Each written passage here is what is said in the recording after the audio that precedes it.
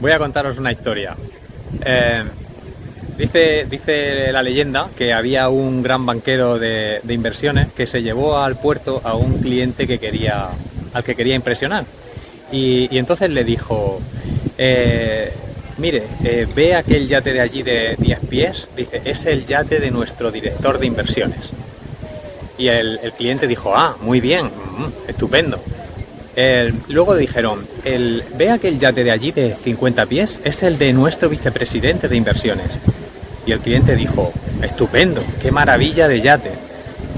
El banquero siguió y dijo, ¿ve usted aquel yate de allí de 100 pies? Es el de nuestro CEO. Y el cliente dijo, estoy absolutamente asombrado. Si son ustedes capaces de tener estos yates asesorando a sus clientes, no me quiero ni imaginar cómo serán los yates de sus clientes. Sabéis cómo se quedó el banquero, ¿no?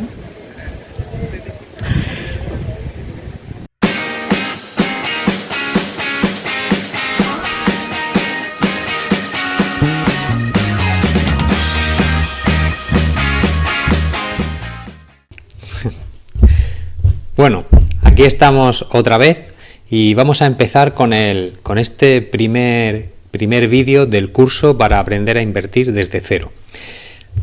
Tengo tantísimas cosas que contar que la verdad es que no sabía ni por dónde empezar. Es que es inmenso el campo, ¿vale? Entonces, os he querido contar la historia esta del banquero de Wall Street y el cliente que le dice que dónde están los barcos de los clientes, porque invertir es empezar a jugar, es introducirse en un juego en el cual probablemente no conozcas las reglas. Y no solo no conoces las reglas de la inversión, sino que probablemente no conoces ni siquiera las reglas de la economía. Ni siquiera la mayoría de la gente ni siquiera sabe cómo funciona nuestra economía. Y es muy triste que sea así, pero es la realidad. Conforme vayamos avanzando, es muy probable que te des cuenta de que hay muchas cosas que quizá ya conoces y que hay otras pues que desconocías por completo. Con el tema de los bancos de inversión, con Wall Street, con las gestoras de activos, con todo este tipo de entidades que forman parte del sistema financiero, ocurre una cosa muy importante, y es que tienen una alineación de intereses distinta a tus intereses como inversor. Entonces, y ellos tienen una capacidad de propaganda, de esparcir ideas, de usar recursos de medios de comunicación y de un montón de cosas que tú no tienes. Y al final, tú como inversor eres la víctima o eres el objetivo de esos mensajes, ¿vale? Entonces, ¿cómo quiero que enfoquemos este curso desde el principio? Estoy seguro que conoces la historia esta del maestro Zen, que cuando un nuevo alumno entra dentro de la tienda, ¿no?, a hablar con él, le dice que necesita que vacíe su taza, porque si no tienes la taza vacía no es posible meter en ella nuevos conocimientos, ¿no? Entonces es muy necesario que ahora mismo, estoy convencido que tienes la cabeza llena de creencias, muchas de las cuales no son la realidad exactamente, o no son verdades absolutas, ¿vale? Tenemos que enfocarnos, o tenemos que entender que en inversión no hay verdades absolutas. Todos son medias verdades y todos son medias mentiras. No existen las verdades absolutas. Esto, por favor, metéroslo muy en la cabeza, porque depende de a quién estés escuchando. Por ejemplo, aquí en España últimamente es muy habitual el tema de, se han popularizado muchísimo los fondos value, ¿no? Porque Paramés tuvo un gran éxito y luego pues Álvaro de Guzmán también ha tenido una gran repercusión en este país y han proliferado todos los fondos value. Con esta proliferación también se han proliferado mucho las ideas del value, que está muy bien, pero el problema es que muchas veces estas ideas no están bien. O sea, quiere decir, no se han explicado como son en realidad, sino que hay un poco de incentivos perversos que no siempre hacen que las ideas que se están transmitiendo sean las correctas, ¿vale? Y también muchas veces se esparcen de una manera o se divulgan de una manera como que parece que son la única verdad que existe en inversión, cuando no es así, ¿vale? Entonces, a mí me gusta pensar que un inversor es tan difícil invertir y llegar a tener éxito. Si quieres batir a los índices, está claro que si quieres indexarte, eso es muy fácil, compras un fondo indexado y te olvidas. Pero si quieres hacer algo más, es complicado y hay que trabajar. Y necesitamos poner todas las herramientas, todas ellas, todas las herramientas que tengamos a nuestra disposición para poner las probabilidades a nuestro favor. Y eso es muy importante. Poner las probabilidades a nuestro favor. Quédate con esta idea porque tenemos que tener una mentalidad absolutamente probabilística. O sea, tenemos que pensar en probabilidades y tenemos que poner las probabilidades a nuestro favor. Y si tenemos herramientas que permiten o nos permiten hacer eso, tenemos que tener la mente abierta a utilizarlas. No podemos descartar algo simplemente porque lo ha dicho alguien en quien podemos confiar. Porque, y más si ese alguien trabaja en una industria cuyos incentivos dependen de que tu dinero no se mueva de ese mundillo, digamos. Entonces, mente abierta, por favor, porque vamos a ver todo y tenemos que ver muchísimas cosas a lo largo de este curso y no podemos, o sea, no podéis venir con creencias implantadas en vuestro cerebro y estoy hablando de creencias del tipo que todos conocemos. La macro no importa, hay que estar 100% invertido todo el tiempo, lo único que vale es hacer DCA, la visión a largo plazo consiste en estar invertido y olvidarse de que uno tiene ahí el dinero, en fin, todo esto, estas creencias, estos son creencias. Y si tú tienes una de esas creencias implantadas, te va a impedir ver otras realidades que están ahí, esas otras realidades. Pero no vas a poder verlas si tienes implantadas unas creencias que chocan con esas otras ideas, ¿vale? Entonces, sería una gran idea, por ejemplo, ahora mismo que analicéis vuestras creencias, las cosas que creéis que son ciertas en el mundo de la inversión y me las pongáis en los comentarios y así podemos ir viendo un poco cada uno qué tipo de cosas tiene ya, qué ideas preconcebidas tiene en el cerebro. Entonces, es muy importante que hagamos esto, ¿vale? Bueno, vamos a empezar un poquito y quiero empezar hablando quiero empezar hablando del dinero, ¿vale? ¿Por qué? ¿Por qué quiero empezar hablando del dinero?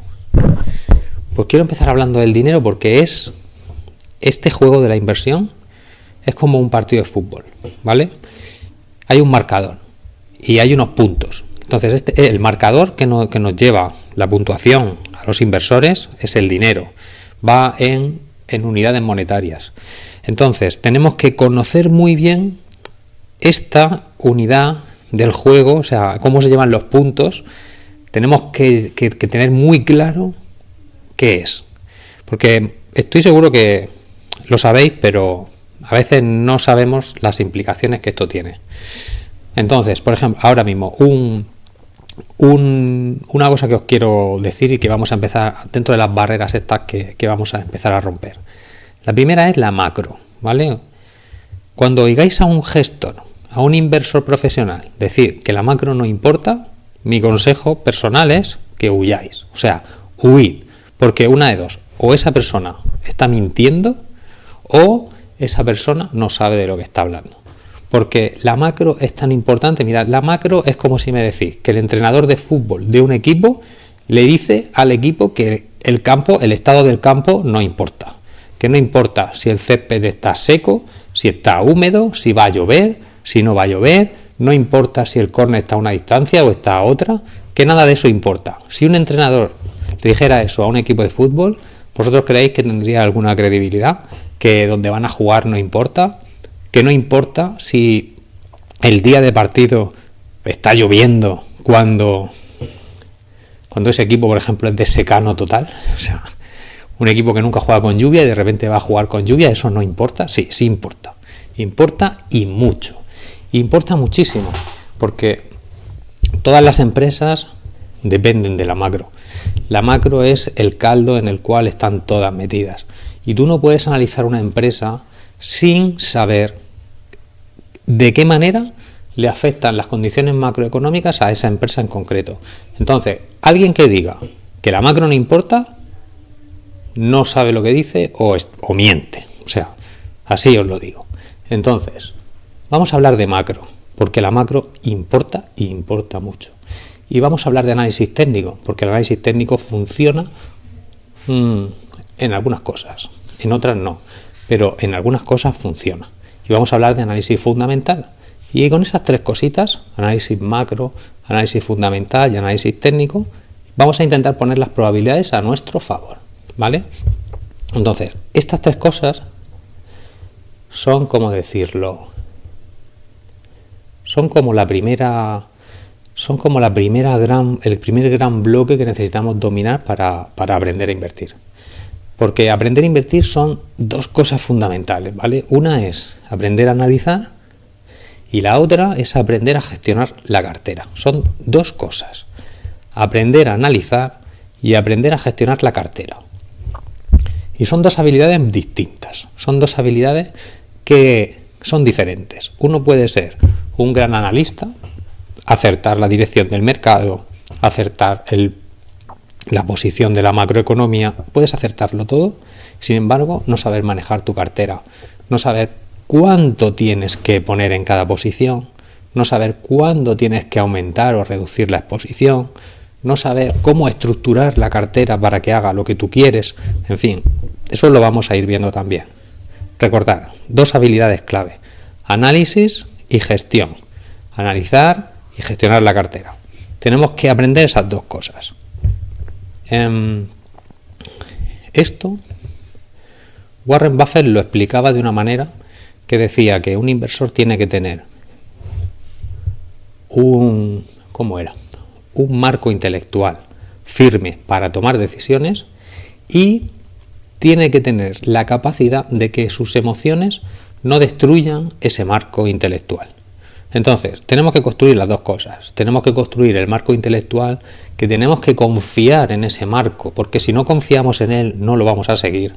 Y luego tenemos que ser capaces de analizarnos a nosotros mismos, cómo nos sentimos utilizando ese marco que estamos creando, para que esas emociones no lo destruyan y podamos tomar las decisiones correctas, que no nos dejemos llevar por la manada, por la masa, por el mercado en su conjunto y que nosotros podamos desarrollar nuestras convicciones que van a estar completamente centradas en los análisis que hemos realizado, que los vamos a ver desde 3 puntos de vista. Por eso en el documento este que mando yo en mi newsletter, cuando uno se suscribe, hablando de mi filosofía de inversión, hablo de las 3 patas, que ese es el triángulo de Pícaro, ¿vale? Es un triángulo porque una mesa se sostiene como mínimo con 3 patas, ¿vale? Entonces, en mi caso, entiendo que esas 3 patas son la macro, el análisis técnico y el análisis fundamental. Y tenemos que tener la mente abierta para usar eso. No podemos decir, no, el análisis técnico no funciona.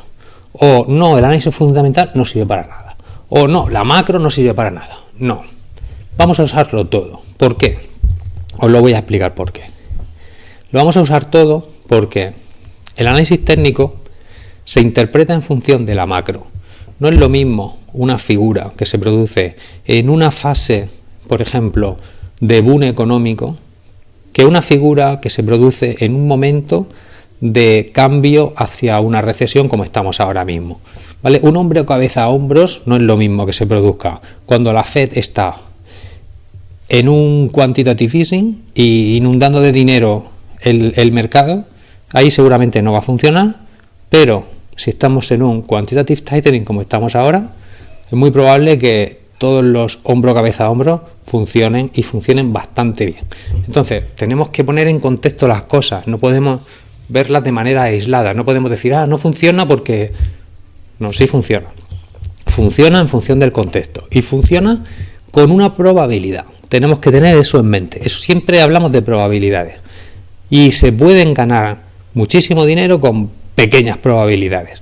O sea, se puede ganar con una figura, por ejemplo, de análisis técnico, que solamente funcione un 20% de las veces, si cuando ganamos 5 unidades y cuando perdemos 1, por ejemplo. Cosas así, ¿vale? Entonces, esas cosas tenemos que tenerlas claras y tenemos que actuar desde con esa mentalidad probabilística. Entonces, vamos a empezar a hablar un poquito de dinero, ¿vale?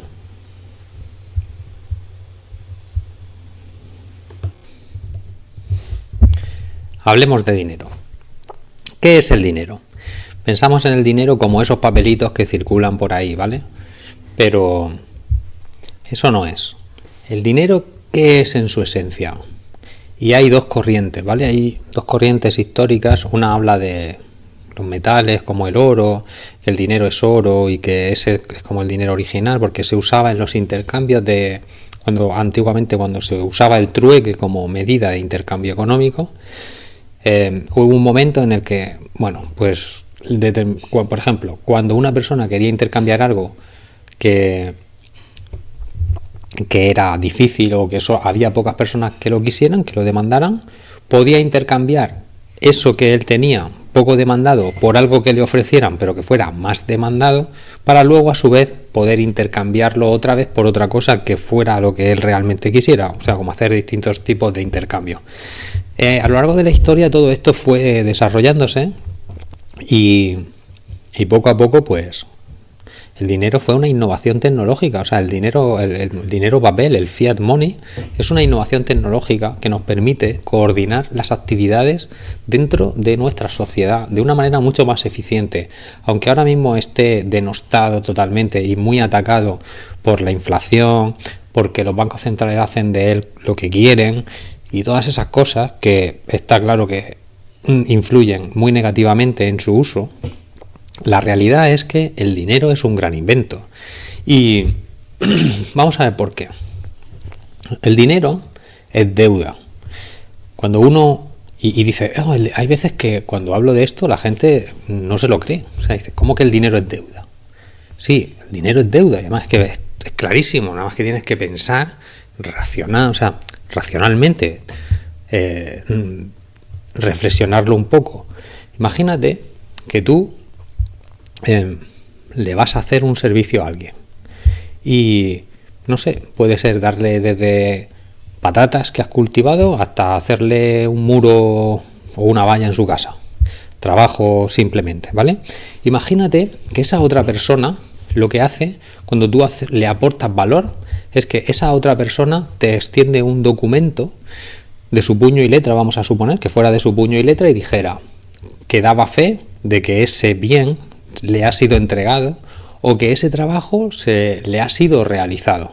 Entonces tú tendrías un documento en el cual esa persona está diciendo que tú has aportado ese valor y que por haber aportado ese valor tienes el derecho en nuestra sociedad de recibir un valor equivalente. ¿Vale? Entonces, ahora imaginemos que ese documento que te han extendido esa otra persona a la que tú le has aportado un valor, te la aceptara un tercero. Es decir, que tú pudieras ir con ese documento que esa persona a la que tú le has hecho algo te ha dado y que otra persona te admitiera ese papel como que tú has aportado ese valor y que te corresponde.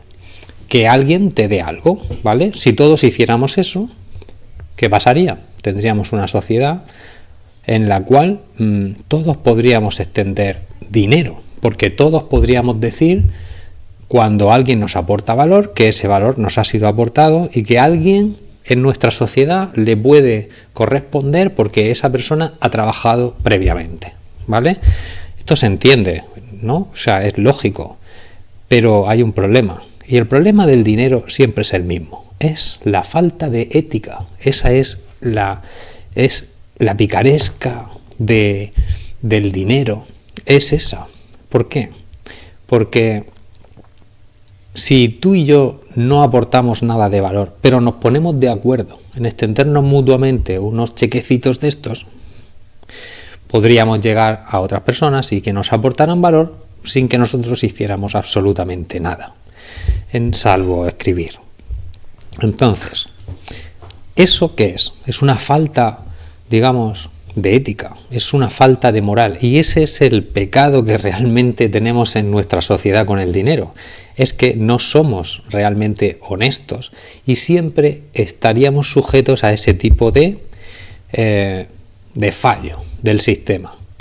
Entonces, si todo el mundo hiciera eso, ¿qué pasa? Que no funcionaría, porque nadie estaría aportando valor realmente, simplemente estaría extendiendo cheques con la idea de aprovecharse un poco de los demás. Entonces, digamos que esto pues no funciona por motivos prácticos, porque en la práctica la alineación de intereses hace que no funcione, pero no porque no funcione de por sí, porque la idea es buena. Ahora, ¿qué pasa si no dejamos que cualquiera extienda ese tipo de deuda? Porque eso es una deuda. Cuando tú le has dado valor a alguien, ese alguien te debe algo. ¿Qué te debe? Corresponderte el valor que le has aportado. Por eso el dinero es deuda. Y además que no puede ser otra cosa. El dinero es deuda. Y no es malo. Simplemente, o sea, eso no es algo malo de por sí. Porque tú aportas valor y alguien te debe que te correspondan ese valor que has aportado. No es nada malo. O sea, es algo que es pura lógica en el ser humano. Yo trabajo porque aporto un valor a cambio de una contraprestación. Bien, entonces, ¿qué pasa cuando no nos podemos fiar unos de otros o de que esos papelitos que estuvieran por ahí funcionando se hayan emitido honestamente? Porque necesitamos de un tercero.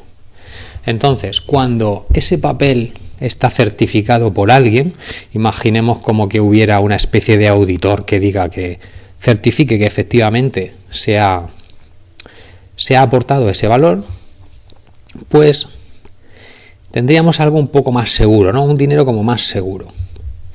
De alguna manera os quiero dar a entender que lo que la sociedad ha llegado es un poco a eso, ¿vale? Entonces, lo que pasa es que funciona de una manera un poco perversa, porque los bancos centrales lo que hacen es que emiten esa deuda, esos papelitos que usamos todos, y como normalmente el que primero gasta es el gobierno, el gobierno utiliza esos papelitos para gastarlo y que le aporten valor, al gobierno se le aporta valor a cambio de emitir esos papelitos y luego los demás vamos usándolos y nos los vamos pasando unos a otros.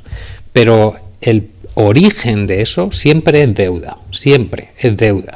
Tener claro que cuando vosotros tenéis dinero en vuestra cuenta, al final eso es algo que os deben a vosotros porque es valor que vosotros habéis aportado. Pero a su vez, ese documento que a ti te ha venido de retruque, digamos, por otra parte, significa que hay una deuda por ahí fuera de alguien que ha aportado otro valor y que se lo debe a alguien. Entonces, tengámoslo claro, el dinero es deuda. Entonces, ¿qué pasa cuando el Banco Central puede darle a la máquina cuando quiere? Pues que un poco se produce lo que decíamos al principio, que si tú y yo nos ponemos de acuerdo para emitirnos papelitos y que lo usen otros, estamos en un sistema que es poco honesto. Esa falta de honestidad es cómo funciona nuestra economía. Nuestra economía está basada en un dinero que no es honesto, porque es manipulable, porque el Banco Central puede hacer que haya más cantidad o haya menos a voluntad. No hay una contraprestación, digamos, previa desde el mundo privado, o sea, desde la economía privada, que se haya generado ese valor y que ese dinero represente esa deuda. Es más bien un gasto que podríamos denominar no productivo en algunas veces, o sea, porque el gobierno muchas veces gasta en cosas que no aportan productividad a la economía, y cuando no aportan valor y no aportan productividad, lo que se produce al final es un incremento grande de toda esa masa que lo único que hace es crear inflación. Esto se entiende. Vale, esto es macroeconomía. y tenemos que tener clara la macro porque la manipulan. Y cuando manipulan la macro, cuando se manipula el dinero, se manipula todo. Es decir, cuando tú manipulas el dinero, estás manipulando el nivel de precios, estás manipulando las preferencias temporales de la gente, de si prefiere gastar ahora o gastar después. Porque, por ejemplo, cuando tú tienes, y esto es otra cosa que deberíamos de incorporar, es que el dinero tiene un precio en el tiempo, que es el tipo de interés. Entonces, cuando tú tienes la posibilidad de manipular ambas cosas, tú tienes la posibilidad de manipular las preferencias de los consumidores y los ahorradores en la economía. Y eso es muy importante porque eso afecta a todo, afecta a todas las empresas, afecta a todas las personas y afecta absolutamente a todo. Entonces, ¿cómo me puedes decir o cómo puede alguien interesado en invertir, cómo puede decir que eso no importa? Eso importa, es lo que más importa, yo diría. O sea, es de una importancia máxima. Y tenemos que tener claro que nuestro sistema está basado en esto. Entonces, poco a poco vamos a ir construyendo sobre esa base, vamos a ir construyendo esto. Entonces, os quiero introducir ahora como primera base de este curso, ¿vale? Os quiero introducir la pirámide de Exter. La pirámide de Exter es como una ordenación de activos en una economía, que van de más líquidos a menos líquidos y que de alguna manera indica hacia dónde fluye la energía dentro de la economía, hacia qué tipo de activos dan preferencia a las personas de la economía en función de cuando pasan determinadas cosas, de si hay confianza en el gobierno, si hay confianza en los bancos centrales o si no hay confianza en los bancos centrales. Esto os voy a poner ahora un pequeño gráfico para que lo veamos y vamos a ir viendo poco a poco la pirámide de Exter, ¿vale? Exter fue un economista americano que fue miembro de la Reserva Federal y además fundó el Banco Central de Sri Lanka. Entonces, bueno, él creó una especie de pirámide invertida para que pudiéramos visualizar un poco cómo están estructurados los activos financieros en el sistema, ¿vale? Fue una publicación que hizo hace muchos años y se ha ido popularizando. Ahora, si lo buscáis por internet, veréis que hay muchas pirámides distintas porque la gente ha ido midiendo sus aportaciones. Pero aquí nos vamos a centrar en, digamos, un poquito en la original y luego vamos a ver otra parte que ya es un poco más cosecha propia para que veamos cómo va esto, ¿vale? Entonces, la pirámide de Exter tiene varias partes. La vamos a visualizar ahora mismo en un momento. ¿Qué es la base de la pirámide? Ya hemos hablado de cómo las personas en sus intercambios crearon como que el oro fuera, digamos, la primera cosa que se usó de una manera general como dinero, ¿vale? Y ya hemos dicho que el dinero es deuda y que representa un poco esa aportación de valor y que yo tengo algo que dice que yo he aportado valor y que alguien me va a aceptar ese algo después para otro intercambio. Es un medio de intercambio, ¿vale? Entonces, el oro forma un vínculo entre la economía real y la economía financiera. Como hemos visto, ese tipo de deuda, que hemos dicho que el dinero es deuda, es una deuda que no lleva tipo de interés en un principio, porque cuando tú usas el oro, ¿vale? A ti te dan oro y luego tú pagas oro por otra cosa, pero en ese intercambio no hay un tipo de interés. ¿Qué pasa? Que la mente humana es increíble y la innovación y las ideas y la imaginación que tenemos los seres humanos, pues no tiene límites. Entonces, fuimos innovando. ¿Y qué pasó? Pues que al introducir poco a poco, cuando se cambió el oro por el papel moneda, bueno, y con el oro también ocurría, pero se introdujo una nueva, digamos, una nueva vertiente, una nueva faceta de ese tipo de mercancía, ¿vale?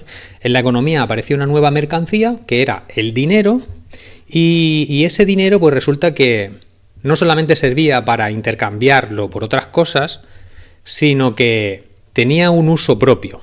¿Por qué? Porque si nosotros pedimos prestado ese dinero a otra persona, si nosotros no tenemos oro y se lo pedimos a otra persona que sí lo tiene, podemos usarlo para un intercambio. Entonces podemos llegar a un acuerdo con esa otra persona para que nos deje su oro o su papel moneda. Entonces, cuando eso ocurre, se produce otro tipo de intercambio. Es la siguiente fase, que es la deuda, en la cual nosotros lo que debemos ya no es el intercambio propio de valor, sino el medio de intercambio. Entonces, ¿qué ha pasado ahí? Pues que se ha creado una capa superior. Una capa superior, hemos pasado del oro al papel moneda y el oro tenía ciertas propiedades físicas, el papel moneda pues lo quemamos y no se va y desaparece, no tiene un valor intrínseco como suele decirse, y luego con el papel moneda podemos crear otro tipo de deuda con tipo de interés, que lleva un tipo de interés, ¿vale? Entonces, la pirámide de Exter refleja un poco las innovaciones que se han ido produciendo en ese otro tipo de deuda.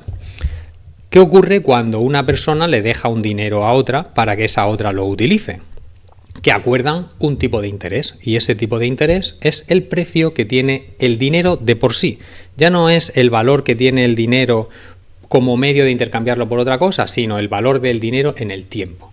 Entonces, ese precio pues depende un poco del riesgo que tenemos de la contraparte, porque no es lo mismo dejárselo a alguien que sabemos seguro que nos lo va a devolver, que dejárselo a alguien que no sabemos si nos lo va a devolver. Entonces, como podéis ver, pues en la base de la pirámide está el oro, y el oro, como vemos, es el vínculo con la economía real, ¿vale? Es el paso de la economía real a la economía financiera. Después del oro tenemos el papel moneda, que sería lo más líquido y lo que es más seguro. Luego tendríamos la deuda del Estado, porque si le dejamos al Estado, le prestamos al Estado, se supone que el Estado tiene la garantía de todos porque cobra impuestos de todos y es más difícil que impague. Luego tendríamos la deuda privada cotizada. La deuda privada cotizada son de empresas grandes, en principio respetables, aunque también hay distintos grados, ¿no? Porque ahí estarían también los bonos basura y los bonos de alta calidad dentro de esa deuda. Y al cotizar en bolsa o al cotizar en un mercado regulado, pues de alguna manera tenemos liquidez, porque normalmente vamos a encontrar contrapartida de ese tipo de deuda. Luego tenemos también la deuda privada, que sería pues la deuda que tú le puedas dejar a un pequeño empresario, o la deuda que tú la puedas dejar a un amigo, o la deuda que puedas tener con, no sé, un dinero que le hayas dejado a alguien. En este caso, pues la contraparte, cuanto peor sea tu capacidad de analizar esa contraparte y su capacidad de devolución, pues más difícil, más riesgo tiene, y normalmente se exige un precio más alto, un tipo de interés más alto conforme el riesgo es más elevado. Finalmente, después de todas estas innovaciones, tenemos los derivados, que también son una especie de deuda que al final de alguna manera se está intercambiando, que se va a dejar un tipo de activo determinado. Ya no estamos hablando del papel moneda inicial, sino otro activo distinto. Entonces, como vemos, hemos ido creando capa sobre capa un tipo de deuda diferente, digamos, pero que al final todo deriva de lo mismo. Entonces, es muy importante que tengamos en cuenta que cuando la economía va bien, la gente busca rentabilidad. Y como la economía va bien, el riesgo de impago es pequeño. Al ser el riesgo de impago más pequeño porque la economía va bien, normalmente podemos, digamos, arriesgar más. Podemos subir en esa pirámide hacia cosas que son más rentables y son menos seguras, pero que en un determinado contexto macroeconómico, aunque sean menos seguras, tenemos cierta seguridad de que no va a pasar nada malo. Ahora, ¿qué pasa cuando las cosas se ponen feas?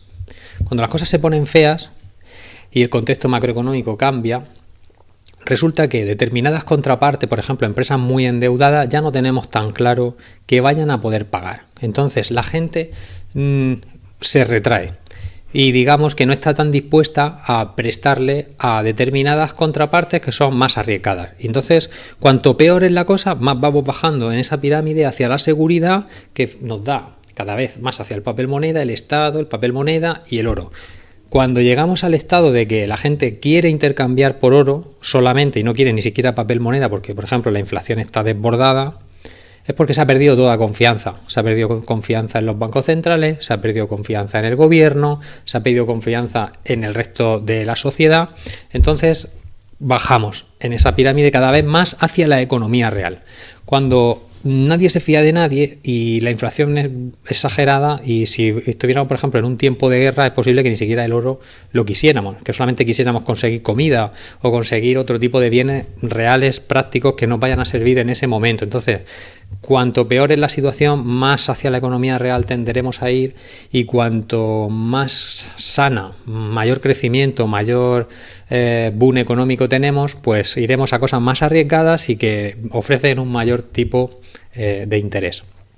Vale, pues esta es la pirámide de Dexter, y es muy importante que tengamos siempre vigilados todos esos activos, en qué momento están, porque en función de en qué escalón se encuentran.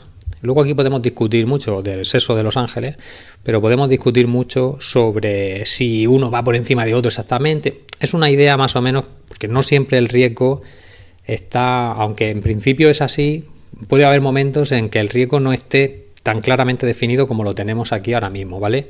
Si tenemos un estado súper endeudado por un lado, y por otro lado tenemos una súper empresa como Apple, de la cual nos fiamos y que es tan grande como algunos estados, pues a lo mejor resulta que esa deuda es incluso más apetecible que prestarle a, no sé, a un gobierno del tercer mundo que como Zimbabue, ¿no? Entonces, bueno, tenemos que tener claro que esto son ideas generales, pero que tenemos que usar siempre la cabeza, y que bueno, que no nos podemos dejar llevar por un gráfico solo, ¿eh? O sea, tenemos que reflexionar sobre las cosas. Vale, entonces, es importante que mantengamos estos mercados vigilados y que tengamos, pues, no sé, yo por ejemplo en mis programas de seguimiento de mercados, pues suelo seguir los bonos basura, suelo seguir los bonos de alta calidad, suelo seguir los bonos del Estado, porque todo eso nos da pistas, y muchas veces los mercados de renta fija son muchísimo más grandes que las acciones, y además nos dan señales antes, nos indican cosas antes de lo que pueda pasar en otros mercados. Nos van dando indicaciones. Poco a poco iremos viendo esto, y bueno, pues es muy importante que esto lo tengamos claro. Ahora os voy a poner un gráfico de lo que es la economía real y los activos en los que podemos invertir, que forman más parte de la economía real. Entonces, sabéis, ya os he comentado al principio, el vínculo entre la economía real y la economía financiera es un poco el oro. Vale. Entonces, como pirámide de la economía real, tendríamos en la punta de arriba el oro, y conforme vamos bajando tendríamos materias primas, inmuebles, empresas cotizadas, empresas no cotizadas, arte, joyas, no sé, cualquier otra cosa que se nos pueda ocurrir. Últimamente pues tendremos, no sé, otro tipo de cosas, ¿no? Y cuando llegue esto del metaverso, el Bitcoin, las criptomonedas y tal, pues ya veremos dónde lo vamos encajando. Tendremos que ir reflexionando y actualizando este tipo de cosas, porque el mercado va cambiando y nosotros tenemos que ir cambiando con él. Y tenemos que ir reflexionando todas esas cosas nuevas que van saliendo, esas innovaciones, cómo las encajamos. Bien, pues en este caso también tenemos que vigilar esos otros mercados, porque, por ejemplo, ¿qué pasa con el mercado de materias primas? Porque todo tiene un efecto todos estos mercados tienen un efecto en los beneficios empresariales de una manera o de otra. Por ejemplo, los tipos de interés cuando suben, ¿qué ocurre con los gastos financieros de una empresa si le suben los tipos de interés? Porque los gastos financieros se incrementan y eso hace que los beneficios disminuyan. ¿Qué pasa si las materias primas están subiendo porque hay inflación y la gente prefiere tener algo real que sabe que va a mantener más el valor que el papel moneda? O el oro nos está indicando eso también. ¿Qué ocurre? Pues que sabemos que los costes empresariales van a subir, porque si las materias primas suben, al final eso es un coste para una empresa que está fabricando algo, y si no es capaz de repercutirlo a los clientes, pues al final su margen se estrecha.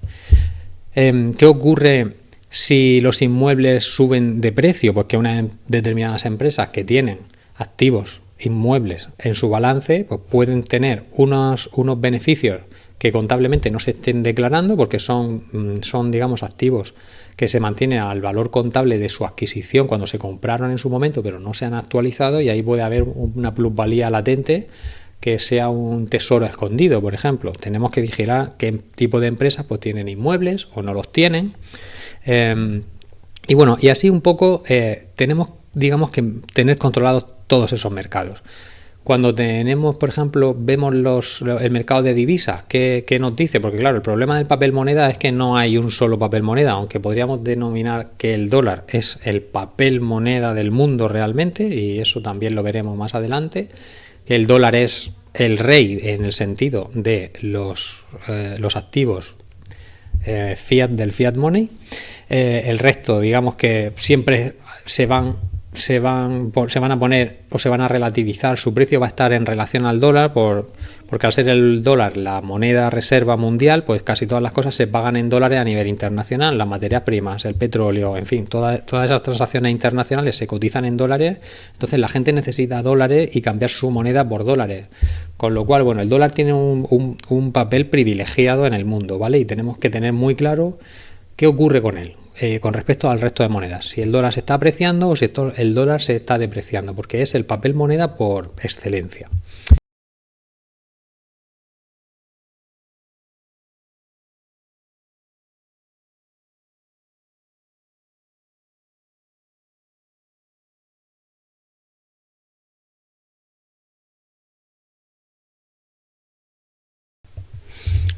Bueno, hemos visto un montonazo de cosas en este primer vídeo, pero quiero que te quede con estas ideas.